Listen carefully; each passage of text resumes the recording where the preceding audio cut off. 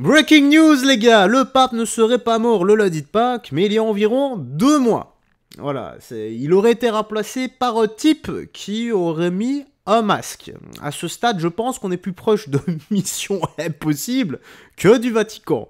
Ah, je te le dis, à 2025, j'ai déjà les neurones en vrac. Hein, à compter qui n'ait jamais été comme ça, qu'ils aient été normal, quoi. Allez, let's go, direction Tweetous pour les petites news actu du jour. Enfin non, du soir, là, il sera 20h normalement. On va commencer, petit like et commentaire pour le soutien, la force et le référencement, même un petit emoji, ça fait toujours le taf. Hein. Un chiffre, une lettre, n'importe quoi, mais quelque chose, moi ça m'aide beaucoup. Aïe, aïe, alors là, vous savez bien les gars, le complot, tout ça, mais là, aïe, aïe, aïe, ah là tout de même, alerte, le pape n'est pas mort le 21 avril, du lundi de Pâques, il est mort 2 mois avant. C'était un mec avec un masque qui le remplaçait, donc faites gaffe les gens. Les cons de 2026 sont déjà arrivés. Ah ben voilà, ben, je vous le dis, ben, voilà, c'était pas 2025, c'est 2026, neurones en vrac. On écoute ça. Alors comme ça, le pape est parti, un lundi de Pâques. Oh, je ne vais pas rentrer dans le débat de savoir s'il est parti il y a 2 mois, 1 mois ou vraiment hier. De toute façon, vous savez très bien qu'ils peuvent tout faire. Ils peuvent faire des masques, ils peuvent avoir des sosies, ils peuvent tout avoir. Aujourd'hui, on ne croit plus rien. Alors comme ça, le pape est parti. Oh, elle a supposé. Elle l'a pas dit. Donc qu'est-ce que c'est que ce titre, les gars? Vous aurez quand même dû un peu changer, mais bon. N'empêche, je peux être un peu d'accord avec elle sur le fait qu'elle dit aujourd'hui on peut tout faire. Et notamment, c'est vrai qu'avec des masques, c'est vrai qu'on saurait faire grand chose. Un masque Ouya ou autre, il y a moyen. Maintenant, dire qu'il est mort 2 mois avant, bon, au final, est-ce que ça va changer ma vie qu'il soit mort il y a 2 ans, le lundi de Pâques, ou il y a 2 mois? Non. Voilà. À part dire RIP au pape, qu'est-ce que tu veux que je dise d'autre? Moi, je le portais pas dans mon cœur, le pape. Vu que... Ah, tu sais bien pourquoi. Tu sais bien. Hein. Voilà, j'ai pas besoin de m'attarder là-dessus, je l'ai déjà expliqué 1000 fois. Il n'y a que Jésus-Christ qui détient la vérité. Lui qui a dit « Je suis le chemin, la vérité et la vie ». Il n'a jamais dit « Je suis une religion ». Tu sais bien. Ouais, on va juste lire le début du paragraphe parce que lui, il adore mettre des pavés. Mais on l'aime bien, on l'aime bien. Alors, encore une vidéo symptomatique de ce qu'est devenu l'état de l'emploi en France. On tourne autour de 6 millions de chômeurs, toutes catégories confondues. Et le plus absurde, c'est qu'en face, on a 1 million d'emplois non pourvus. Des postes auxquels ces chômeurs ne veulent pas postuler ou pour lesquels ils ne sont pas qualifiés. Ok, bon bah écoutons ça. Donc message à tous les chômeurs de France. À tous les gens qui sont en recherche d'emploi, moi ça fait depuis janvier, du coup ça va faire 4 mois. Est-ce que vous aussi vous commencez à avoir la sensation que vous n'allez jamais trouver un travail? Genre vraiment je commence à désespérer. En 3 mois et demi j'ai eu un entretien et... Bref. J'ai vraiment la sensation que personne ne lit mon CV, que personne ne me répond, que genre je vais jamais trouver. Yo. Genre là on dirait que sur l'entretien, pas du tout, je commence à faire des missions d'hôtesse pour essayer de gagner un peu d'argent parce que je suis pauvre comme jamais. Donc voilà, venez, on s'envoie du love avec tous les gens là qui sont en train de désespérer parce que personne nous cale, qu'on a tous des putains de bac plus 5, qu'on a tous payé nos études, qu'on a tous un putain de prêt étudiant. Je suis très énervée. Ah, courage, mademoiselle, ça va aller. Tu vas voir, qui cherche trouve, c'est une roue qui tourne, ça peut prendre un peu de temps, mais au final, quand tu te bouges, tu obtiens du résultat. Donc, ça va aller. Ouais, pour le reste, vous savez, petite anecdote comme ça, sur Facebook, je sais plus vraiment ce que j'avais mis en commentaire, c'était dans la politique belge, et il y a une dame qui m'a fait un énorme pavé, me disant qu'elle ne pouvait pas travailler. En fait, elle se plaignait tout le temps, et des gens, même en commentaire, ont essayé de lui trouver des solutions, et elle était plus dans le fait de se plaindre constamment plutôt que d'essayer de trouver une solution adaptée à son état physique. Et moi, j'ai simplement dit que j'ai un peu lu son pavé, pas tout parce qu'il était vraiment énorme, et je lui ai dit que ce que j'ai lu, eh bien, je trouvais qu'elle avait une touche vraiment très bien pour la rédaction, et que je lui conseillais, au lieu de se plaindre comme ça sur Facebook et en dessous de mes posts, de postuler pour, par exemple, traiter des dossiers et les remanier à sa sauce, car elle écrivait vraiment très bien. Voilà. Et j'ai reçu un autre pavé d'insultes après, mais que j'ai pas réellement lu. Vous voyez, j'essaie de trouver des solutions à ma hauteur, et voilà, et c'est ce que j'ai en retour, les gars. Ouf! Alors là, attention les gars, attention ici. La vidéo dure quasi 7 minutes. On va juste écouter le début de la vidéo car c'est important ce qu'il dit. Vous allez voir. Hein, donc. Attention les oreilles. Ce gauchiste de très bonne famille, très très bien fringué, trouve qu'il n'y a pas assez de migrants en France. Il nous coûte 40 milliards d'euros, ce qui est vrai, d'après lui. Il nous rapporte plus. Même la France insoumise est jalouse de lui. Donc on va juste écouter la première minute et ensuite on coupera les gars parce que j'ai pas envie de me taper les 7 minutes. Tu n'auras qu'à aller voir sur Patricio Andolini sur Twitter si tu veux écouter la suite. Il n'y a pas assez de migrants en France. Il nous faut beaucoup plus d'immigration. Premièrement, parce que l'immigration, ça rapporte de l'argent. Actuellement, en France, il y a 7 millions d'immigrés, c'est selon l'INSEE. Les estimations les plus généreuses rajoutent à ce chiffre à peu près 400 000 sans-papiers. En tout, ces gens-là, ils forment 11% à peu près de la population totale. Si 11%, ils coûtent de l'argent à l'État, c'est vrai. Que ce soit en prestations sociales, donc les allocations pour le logement, les familles nombreuses, le chômage, mais aussi en utilisant les services publics. Donc en allant à l'école, en empruntant la SNCF, en se faisant soigner à l'hôpital public, en postant des choses avec la poste. Bref, ça coûte de l'argent. Il y a une étude qui a chiffré combien d'argent il coûte par an, et c'est celle de l'OCDE. C'est une étude très fiable, vérifiée par des pairs, vous pouvez aller checker ça, c'est tip top. Cette étude, elle dit que ces gens-là coûtent à peu près 40 milliards d'euros par an sur le budget de l'État et de la sécurité sociale. Mais ce qu'on dit beaucoup moins, c'est que ces gens rapportent aussi de l'argent. Premièrement, parce que l'État ne... Vous avez dit quoi moi la dernière fois? Plus il y a de migrants, plus l'État gagne du fric. Et ce fric, eh bien, est redistribué une partie, oui, pour les migrants, etc., mais une énorme partie dans la poche de l'État. C'est ce que je vous avais dit. Et certains en commentaire, pas les abonnés, mais les bobos de gauche qui me disaient que c'était pas vrai, etc. Là, on est plus ou moins d'accord. Enfin, j'ai pas écouté le reste et j'ai pas envie d'écouter le reste de toute façon. Mais c'est comme ça. Donc oui, à la question, est-ce que les migrants rapportent de l'argent? Une bled. Ils ont des quotas. À chaque fois que tu dépasses le quota, l'État se fait une marge. Il reçoit des subventions, en fait. Et ces subventions, bah, au bout d'un moment, bah, ils sont un peu détournés. Tu vois, on les passe un peu sous la table.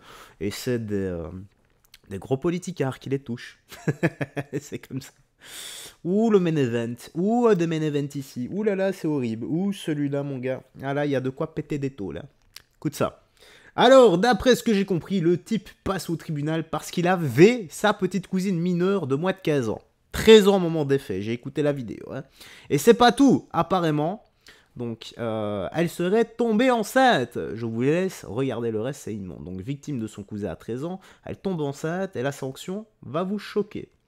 Ouais, enfin toi tu l'as lu dans, j'imagine dans la miniature, je mettrai la sanction dans la miniature.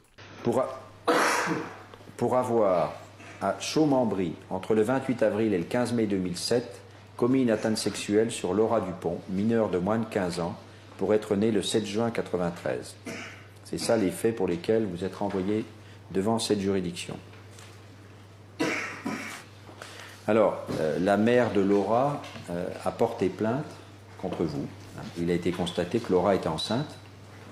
Elle a été entendue, Laura, le 4 décembre. Elle racontait qu'elle avait eu un premier rapport sexuel avec vous pendant les vacances d'avril de cette année-là. Le 15 décembre, elle était réentendue, donc après avoir accouché. Elle tenait à modifier sa déposition, parce qu'elle disait que dans un premier temps, elle avait voulu vous protéger, parce que je précise que vous êtes son cousin. Vous êtes cousin, hein. Vous connaissiez avoir une relation sexuelle avec votre cousine, mais vous niez avoir abusé d'elle, mais enfin, vous n'ignoriez pas son âge. Ah non, non, du tout. Hein, donc elle avait moins de 15 ans à l'époque. Hein. Oui, et donc quand une jeune fille a moins de 15 ans, de toute façon, la loi considère que le rapport sexuel ne peut pas être consenti, valablement. Vous voyez? Même si elle est d'accord, vous ne devez pas. C'est pour ça que c'est une atteinte sexuelle. Je voulais le protéger au départ. Bon, après, vu les circonstances qui s'est passé, bon, l'accouchement et tout ça, c'était difficile. Bon, mon raisonnement était toujours... voilà, j'étais une gamine, j'avais 13 ans au moment des faits. dans ces moments-là, on ne réagit pas. Non, mais je ne vous reproche rien. On essaye simplement de recomposer ce qui s'est passé et l'évolution du dossier. Pourquoi? Parce qu'il faut quand même dire qu'au départ, monsieur a été mis en examen pour de mineur de 15 ans, et on arrive à la fin sur un dossier qui est requalifié pour arriver à une atteinte sexuelle sur mineur de 15 ans. Parce que ça évolue aussi en raison de vos déclarations, hein, sans qu'il soit fait un quelconque reproche à votre évolution de position. Votre dernière position dans le dossier, c'était quoi selon vous? Pour ce qui s'est passé cette nuit-là. Mais- Qu'est-ce que vous pouvez en dire aujourd'hui par rapport à en se remettant en arrière? Comment dire? Je trouve pas les mots. Bah, si vous voulez que c'est pas mon rôle de le dire à votre place, mais, Comment? mais si vous voulez pas le dire. Mais voilà, c'est. Comment dire? Maintenant, moi je réalise ça plutôt comme un. Plutôt comme Comme un.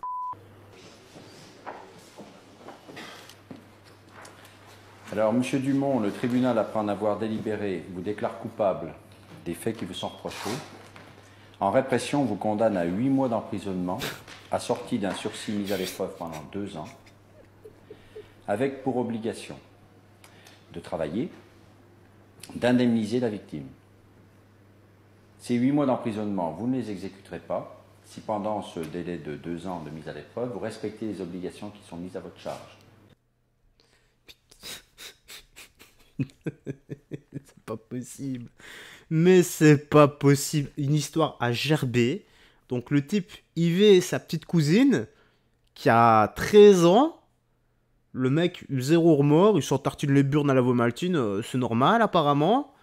Et en plus de ça, on lui tape 8 mois avec sursis et on lui dit ouais, va travailler 2 ans et paye-la un peu. Mais qu'est-ce que c'est que ça? Mais c'est le monde à l'envers, tu vois? Logiquement, allez, c'est où? C'est quelque chose dans un monde censé, tu vois? Tu prends ça, là, encore une fois, je te le montre, hein, ceci, franchement, tu prends ça dans un monde censé, hop, et tu coupes l'arme du crime. Voilà. Et ensuite, tu fais ce que tu veux avec. Soit tu le donnes à un cannibale qui se fait plaisir, soit, bah... Ouais, non, on va s'arrêter là, parce que l'image, elle est déjà horrible comme ça. L'image est déjà horrible. Mais bon. C'est... Voilà, c'est à cause de ce genre de sanctions que les personnes qui veulent des enfants, des femmes, et même des hommes, eh bien, n'ont plus peur des sanctions. C'est à cause de ce genre de conneries, là.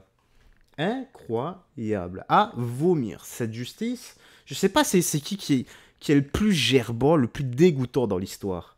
C'est la sanction, les juges, ou bien la personne qui a commis l'acte. Parce que les deux, là, ils peuvent se tenir la main, hein. Sans déconner, ça c'est un appel à vas-y, on recommence. Y a pas de souci, hein. Allez, on va finir ici. S'il vous plaît, je vous demande qu'une chose. Ne le laissez pas repartir. Garde-le chez vous. Merci du fond du cœur. Donc, Macron à Madagascar.